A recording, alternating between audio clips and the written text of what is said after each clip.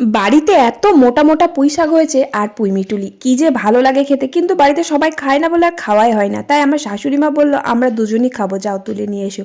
তাই কয়েকটা পুঁই মিটুলি সহ পুঁই ডাঁটা কেটে নিয়ে আসলাম। আর পুঁই ডাঁটা চচ্চড়ির মধ্যে দেওয়ার জন্য কয়েকটা শিম গাছ থেকে শিমও পেড়ে নিয়ে আসলাম। এসে ভাতটা নামিয়ে দিলাম আর একটা বেগুন পোড়াতে দিয়েছিলাম।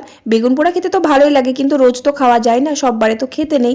তো বেগুন পুড়িয়েছিলাম, আজকে বুধবার ছিল বলে বেগুন পোড়া দিয়ে আমার বরমশাইকে ভাতটা দিয়ে দিলাম। তারপরে পুঁই মিটুলিগুলো কেটে চচ্চড়ি করে নিলাম। আর আজকে ভাবলাম ডিম দিয়ে ফুলকপি রান্না করব, এটা আমার ভীষণ প্রিয়। আর একটু মুসুর ডাল রান্না করলাম, সব রকমের সবজি দিয়ে একবারে সিদ্ধ সিদ্ধ করে। নাও, কড়াই এত তেতে গেছে যে উনুনের আগুনটা কড়াইয়ের উপর উঠে পড়েছে। এই ফুলকপি আর ডিমের রেসিপিটা কিন্তু মার কাছ থেকেই শেখা, জানো তো, কিন্তু মায়ের মতন আর সেই স্বাদ আর কিন্তু আনতে পারলাম না কোনোদিনও। আজও সেই মায়ের হাতে রান্না বড্ড মিস করি। তো যাই হোক, তারপর রান্না কমপ্লিট করে ধোয়া মাজা করে রান্নাঘর পরিষ্কার করে জামা কাপড়গুলো কেচে চান করে নিলাম। চলো তাহলে আমি ততক্ষণ খেয়ে নিই, তোমরা একটা লাইক করে দিও। টাটা।